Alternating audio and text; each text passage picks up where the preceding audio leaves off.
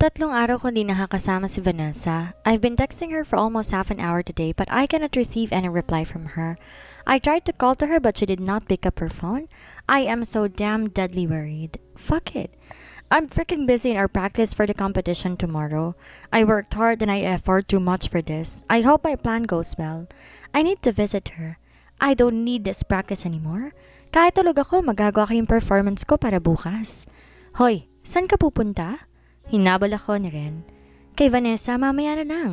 Sabi ko sa kanya at sumakay na ako sa elevator. Pagkabukas ng elevator, bumungad sa akin si Patricia na humahagulhol ng iyak. I found. What the hell is she doing here? When she saw me, she immediately ran towards me and she freaking hugged me. Ram? Humihikbi siya habang nakayakap na mahigpit sa akin. What's wrong? Kinalas ko ang pagkakayakap niya sa akin at tiningnan ko siya. Napansin ko may bandage siya sa may right eyebrow. Talk to me, Patricia. Who did this to you? I asked her. That's made her cry. A lot. Vanessa, open the door. I shouted outside of her room. I cannot control my temper. Pagkatapos namin mag-usap ni Patricia, pumunta agad ako kay Vanessa. I want to talk to her. Manang told me that she never went downstairs. Like, seriously? Vanessa! Muli ako kumatok sa pinto niya na halos gabain ko na. Kahit anong sigaw at katok ko dito sa labas ng silid niya, wala ako natanggap na sagot mula sa kanya. Is she hiding on me? Pinihit ko ang doorknob. Hindi nakalak ang pinto. Matindi rin ang babaeng to. Ano bang ginawa niya at di niya ako mapagbuksan ng pinto? Lalong uminit ang ulo ko na makapasok ako sa loob. Natagpuan ko siya nakahiga sa kama habang nakabalot ang katawan niya ng kumot. Nakita ko siya nakahiga sa kama. Sinara ko ang pinto at sumandal doon. Ngumiti siya na makita ko. I looked at her very serious and I did not avoid my eyes on her face. Why are you hurt, Patricia? Are you out of your mind to hurt innocent people? What the hell is your problem? I've been calling you but you did not bother to pick your freaking phone. Are you hiding on me because of what you've done to Patricia? I shouted at her. Her smile faded away. Sadness flashed on her eyes. Yan ba ang pinunta mo rito? Noong una gusto ko siyang makita dahil 3 araw na kaming di nagkikita. Pero dahil nakasalubong ko si Patricia, narinig ko ang mga pinagsasabi nito. Hindi na maiwasan na makaramdam ng galit at nais ko siyang harapin upang maging dahilan kung bakit niya ginawa yun kay Patricia. What do you think? Nakatingin siya sa akin na seryoso habang malamlam ang kanyang mga mata. Nalayo man ako sa kanya ngunit kitang-kita ko na may namumuong luha sa kanyang mga mata. Bakit siya namumula? Kung yun lang pinunta mo rito, sa ibang araw lang natin pag-usapan? Pinahid niya ang luhang pumatak sa kanyang pisngi. Umalis ka na muna. Pakiusap niya. I want to comfort her because I hate seeing her crying but I did not let her notice that I feel hurt seeing her cry. I maintained my cold expression while staring at her. Alam mo na kasalanan mo kaya't iniiwasan mo. Umayos ka nga. Kung ayaw mo magkagalit tayong dalawa ngayon pa lang, humingi ka ng tawad kay Patricia. Sino bang asawa mo sa aming dalawa? Ang alam ko kasi ako pero bakit nasa side ka niya? She shouted back but she looked so weak. She leaned on the headboard. Huwag mong ginagamit sa akin ang bagay na yan. Dahil alam natin parehong kasal tayo sa walang kwentang papel. Huwag mong susubukan na saktan siya ulit dahil ako mismong makakalaban mo. Pinagbabantaan mo ba ako dahil sa kanya? Okay, para matigil ko dyan. Upang makaalis ka na rin dito at para na rin sa katatahimik mo. Magsusorry ako sa kanya kung yan ang gusto mo. Huwag ka nang babalik dito para sa bagay na yan. Huwag kang mag-alala kahit sa mismong harapan mo pa gagawin ko. Umalis ka na. Nasabi mo naman na yung sadya mo sa akin kaya't po pwede ka nang umalis. About doon sa calls mo, sorry na kung hindi ko na nasagot. Huwag ka nang tumawag para wala na ring problema. Huwag ka na magkakamaling puntahan pa ako dito. Sige na, umalis ka na. Wala ka na bang ibang sasabihin? Huwag ka nang babalik dito, please lang. She said while sobbing. She's looking straightly into my eyes while saying those painful words. Damn this pain. Vanessa, I called her. I can't take it anymore. I don't want to see her like this. I want to freaking hug and apologize to her but I can't move where I'm standing at. May sasabihin ka pa ba? She asked full of authority. Umiling ako. Lumabas ka na, please lang. Pakiusap niya. Muli siyang nahiga sa kama. Sa likod niya na ang kaharap nito. Nakatitig ako sa kanya at hindi ko magawa na alisin ang mata ko sa kanya. I'm sorry, wife. Ilang saglit ko pa siyang tinitigan bago tuloy yung umalis. Nang maramdaman ko na wala na siyang balak pang harapin at kausapin ako. Kagad kong nilisan ang mansyon nila na mabigat ang loob ko dahil sa masama ang loob niya sa akin. Hindi ako nagpakita ng mayordoma niya bago dumiretso sa labas at sumakay na ako ng sasakyan ko. Babalik ako sa kondo ko. Panigurado nandun pa si Patricia. Di maalis sa isip ko ang mukha ni Vanessa na umiiyak. Hindi ako galit sa kanya, ang kinagagalit ko ay ang ginawa niya kay Bianca. Oo, hindi ko akalain na kaya niyang manakit ng tao. I know she's a very kind woman, I know. I shouted because I feel disappointed. Hindi naman porket asawa ko siya, siya na ang kakampihan ko. Flashback. Tama na. Sabihin mo kung sino may gawa niyan sa'yo. Pikon kong tanong kay Patricia. Paulit-ulit na ako dito, wala pa rin akong natatanggap na sagot. Hindi ka maniniwala. Patricia, spell it out. I shouted. Ram, I feel dizzy. Napahawak siya sa balikat ko at bumalatay sa mukha niya ang kirot. Inalalayan ko siya. Let's get inside my condo. Pinindot ko ang elevator papunta sa unit ko. Inalalayan ko siya hanggang sa makapasok na sa condo ko. Dude, akala ko, hey, Patricia, what happened to you? Tinabihan siya ni Ren na sa sofa. Ano nangyari? Baling sa akin ni Ren. I shrugged. Kahapon, na mag-uwian kahapon ng hapon na may biglang tumisod sa akin at nauntog ako sa wall, umiyak siya. Sino naman ang gagawa nun? Sinasamba naman siya sa campus. Noon tinignan ko kung sino, it's Vanessa. Hindi ko akalain na gagawin niya to sa akin. Ang akala ko mabait siya, akala ko lang pala dahil isa siyang bully. Ano? What? Fake news? Sabay-sabay na sagot ng apat. Wala ako masabi. Oo, nagulat ako, pero bakit naman niya yun gagawin? Sabi ko na hindi kayo maniniwala pero yun ang totoo. Sabi na nga ba, sa akin layuan kita Ram. Kung hindi lang daw ito ang gagawin niya sa akin. Hindi lang daw ito ang kayang gawin na isang babae nagsiselos. Humagulhol siya. Oh, di naman ka panipaniwala? Sabi ni Red at bumalik na sa music room. Why the heck is he so freaking serious? Totoo ba yun? I mean, hindi ko pa nga nakikita na nagselo si Sam pero hindi niya rin yan magagawa, ani Rex, at tumingin sa akin. Sam is not a bitch type of a girl. Kung nagsiselo siya, hindi siya nananakit, sa katunayan umiiwas lamang siya. Hindi rin siya warfik to the point na takot siya sa away. I'm not convinced that she might do that to you. Cold na sabi ni Rev. Make sure that she's the only one who really did that because of you. If not, I am the one who will give you that burst. I glared at her. Flashback ends. Kinuha ko ang phone ko sa bulsa na mag-vibrate ito. Kumunot ang noo ko. Unknown number? Wala akong natatandaan na binigyan ng number ko para tumawag sa akin na hindi nakasave sa contact list ko.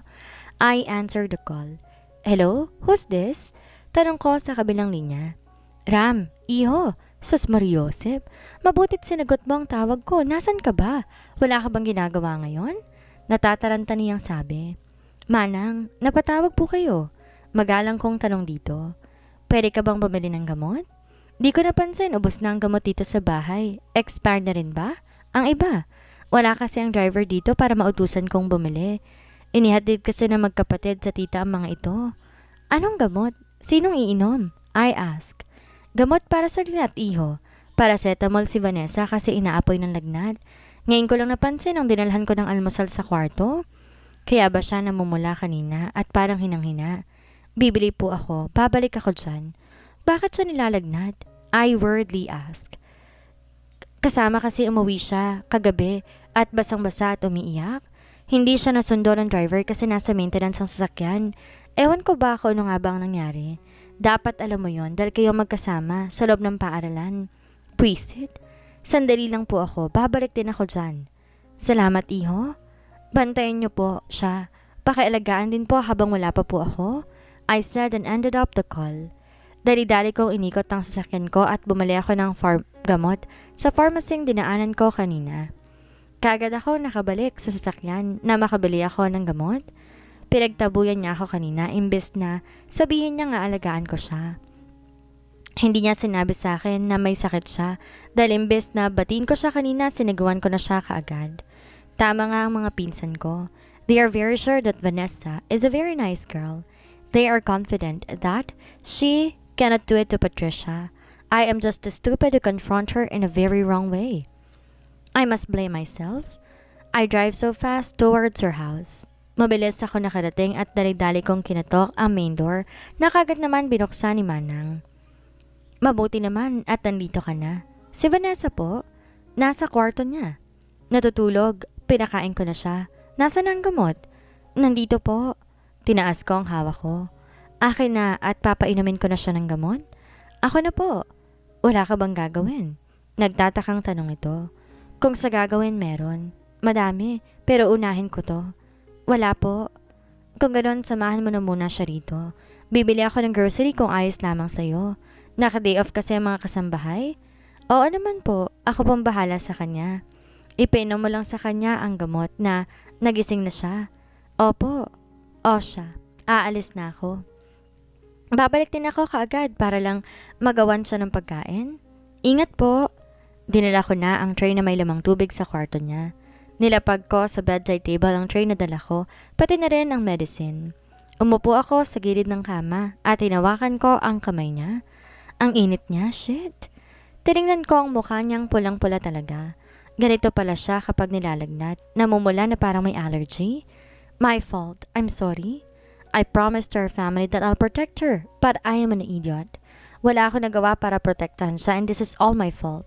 Imbes kamustahin ko siya, sinigawan ko pa siya kanina. Hindi ko inalam ang nararamdaman niya. Nagpadala ako sa galit ko. Yan na nga ba ang pinunta mo rito? Kung yun lang pinunta mo rito, sa ibang araw na lang natin pag-usapan. Her words flashed on my mind.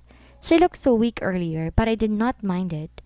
I will stay with her even when she pushed me away when she wakes up. This is all my fault. I need to take good care of her. Nakatingin ako sa mukha niya ng dahan-dahan siyang nagmulat ng mata. Nung una nagulat siya pero napalitan din kaagad ng balungkot ang mukha niya na makita ko. I smiled on her but she looked at me coldly just like an ice. Nagbaba ng tingin sa kamay naming dalawa na hawak-hawak ko. Binawi niya ang kamay niya pagkatapos umiwas siya ng tingin sa akin. Anong ginagawa mo rito? May bahid ng inis sa tanong niya sa akin ngunit mahina lamang. Kamusta ang pakiramdam mo? May masakit ba sa'yo? Bakit? Now acting like a concerned husband. Kanina lang pinamukha mo sa akin na sa papel lang tayo mag-asawa. Please don't be so plastic. I know you're really mad at me so please just leave. Leave me alone. I don't need you. Her tears dropped. Naparunok ako na marinig kong sinabi niya na parang binaril ako na hindi ko namalayan. Ang sakit. Si Arvin ba ang gusto niya magbantay sa kanya? Doon niya ba gusto magpaalaga kaya hindi niya na ako kailangan? Huminga ako ng malalim. Ditong panahon para sabayan ko ng selos ang galit niya sa akin. Anong gusto mong kainin? Nasasaktan ako dahil alam kong nasasaktan siya. Wait! Tumayo ako at kinuha ko ang gamot sa tray. Umupo ulit ako sa tabi niya. Uminom ka muna ng gamot para bumaba yung lagnat mo. Inabot ko sa kanyang paracetamol at tubig pero tiningnan niya lamang. Tinulungan ko siya makasandal sa headboard kahit na winawaksin niya ang kamay ko na para bang ayaw niya magpahawak sa akin. Kaya ko, umalis ka na. Kaya kong sarili ko. Pagkasabi niya nun, inalis niya ang kumot niya at tumayo. Muntik na siyang matumba pero nakatukod siya sa kama. Shit, saan ka ba pupunta? Teka, ayos ka lang ba? Tutulungan na kita. Lumapit ako para lalayan siya. Bitawan mo ko? Tinabig niya ang kamay ko. Manang, Manang! Tinawag niya si Manang habang naglalakad. Wala si Manang. May bibilhin daw siyang lulutuin para sa'yo. Hinawakan ko siya sa braso para lalayan. Aray! Daing niya at mabilis tinabig niya ang kamay ko. Hinawakan ko siya pero ba't parang nasaktan siya? Agad kong binawi ang kamay ko at lumapit sa kanya para tingnan ang braso niya. Nung una iniwas niya sa akin pero hinila ko siya palapit. Bakit meron siyang pasa? Ano nangyari dito? Tiningnan ko siya sa mata pero tinulak niya ako papalayo at inayos ang sleeve ng shirt niya na parang tinatakpan ito. Wala kang pakialam. Sino may gawa niyan? Bakit ka interesado? Dadagdagan mo ba tong pasa ko? Sige, dito sa kabila para pares. Para may room ako sa mag-asawang pasa. Nilapat niya ang isa niyang braso sa akin as if kaya ko siyang saktan. I will never do that, even if you say so. Totoo naman eh. Hindi ko siya kayang saktan o pagbuhatan ng kamay. Kahit sabihin pa niya kahit galit na galit ako, hindi ko gagawin yon. Hanggang sigaw lang naman ang kaya kong gawin sa kanya. Pero nasasaktan na ako ng sobra. Umalis ka na sabi eh. Ba't ba bumalik ka pa? Ano, may nakalimutan ka pang sabihin? Sabihin mo na please para hindi ka pabalik-balik dito. Hindi ko sasabihin hanggat di ka umiinom ng gamot. Huwag nang matigas ang ulo mo. Kahit galit ka sa akin pagbigyan mo na ako at uminom ka ng gamot. Gagawin ko yun para sa sarili ko, hindi para sa'yo. No, drink it first before I leave. Kanina wala siyang emotions na tiningnan ako. Tapos ngayon concern na concern. Paano niya ba kasi nalaman na may sakit ako? Ni hindi ko siya sinabihan. Kinuha ko ang binigay niyang gamot at ininom to para makaalis na rin siya. May part sa akin na gusto ko siyang nandito, pero meron din parte sa akin na ayoko siyang makita. Galit ako sa kanya, hindi lang tungkol sa mga sinabi niya, pati na rin sa pinaramdam niya sa akin. Mas kinakampihan niya si Patricia kaysa sa akin at galit siya sa akin dahil sa babaeng yon. Ewan ko ba kung ba't galit na galit siya, wala naman akong ginagawang masama. Ang naalala ko sila Patricia ang nanakit sa akin, pero bakit parang ako yung naging masama? Oh, tapos na. Umalis ka na. Sabi ng ibabalik ko sa kanyang baso. Kanina pa ganyan ang itsura niya at para siyang nasasaktan. Bakit niya ba pinapakita sa akin ang bagay na yan? No, I won't leave. Aalis ako pag magaling ka na. Manang, nasan ka na? Bumalik ako sa kama dahil nahihilo ako at nilalamig ako. Nagkumot ako hanggang leeg. Kapag nagugutom ka, sabihin mo lang sa akin kung anong gusto mo. Umalis ka na. Kaya kong sarili ko. Let me take care of you. Mabilis niyang sabi pero baka sa boses niyang pag-aalala. Rafael, alam mo bang ang saya ko na marinig ko yung boses mo sa labas ng pinto ko kanina? Kahit papano nabawasan nararamdaman ko kasi nandyan ka. Pero mas lalo nakakagaan ang loob yung magsalita ka. Mapakla akong tumawa. Kabaliktaran. Galit na sinisigawan ako.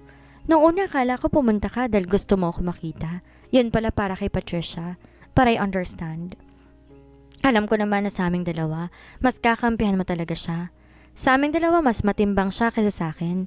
Ayos lang naman sa akin naiintindihan ko. Nararamdaman ko pero may part sa akin na galit sa'yo. Alam mo kung bakit? Dahil hindi mo muna ako tinatanong kung ano nangyari. Hindi mo ako inayaang magpaliwanag. Yung pakinggan din ang side ko. Tapos naisip ko na asawang-asawang dating mo sa kanya. Alam mo yung masakit? Yung feeling na asawa mo ko pero mas asawing datingan mo sa ex mo. I smiled widely. A fake one. Di ko na mapigilan ang luha ko at tumagilid ako patalikod sa kanya. Pero hindi niya ako makitang umiiyak. Pero naramdaman kong umupo siya sa tabi ko. Hinawakan niya ako sa shoulder ko pero hindi ko siya pinansin. Hush! Stop crying. I'm sorry, he whispered. No. Ako pa nga magsusorry sa inyo, hindi ba? Kakasabi mo palang kanina nakalimutan mo?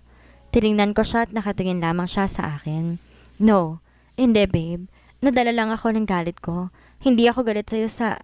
I cut him off. Ngayon naman binabawi mo na Pinutol niya rin ng iba ko pang sasabihin. Hindi naman talaga ako galit sa'yo. Galit ako sa ginawa mo. I shout because I don't know why you did that. Ang totoo, pupunta ako dito dahil miss kita. Ilang araw na tayong hindi nagkakasama. Nakasalubong ko si Patricia sa elevator tapos ayun, kung ano-ano ang pinagsasabi niya. Sorry, I'm sorry. Hindi ko na ulit paiiralin pa ang galit ko. I admit it's my fault. Ang gago ko sa part na pinaramdam ko sa iyo ang ganong sakit. Inaamin ko nagkamali ako. Please forgive me. I can see that he was sincere. He begged on me. Magpapahinga na ako. Pag-iba ko ng usapan at tinalikuran ko siya. Niyakap ko na si Clyde Bear at ginawang baby.